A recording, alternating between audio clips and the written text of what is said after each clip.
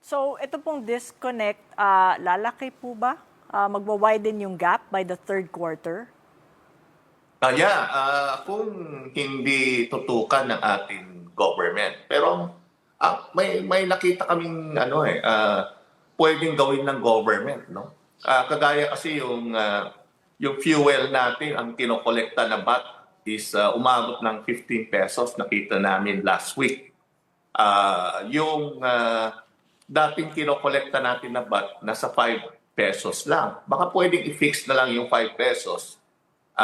Yung 10 pesos, yun ang i-discount, no, sa fuel.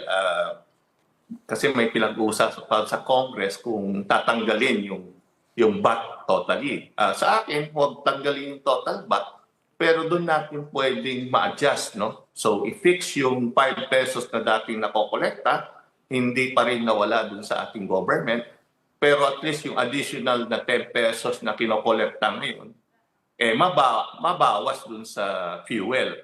Yun ang isang ano. Tsaka yung excise tax na napermahan na ng Kongreso, na yung diesel almost 6 pesos ang pwedeng mabawasan, sa gasolina 10 pesos. Pwedeng i-implement na ng government yun para at least yung sa gasolina almost 15 pesos ang mawala. Sa diesel din almost 15 pesos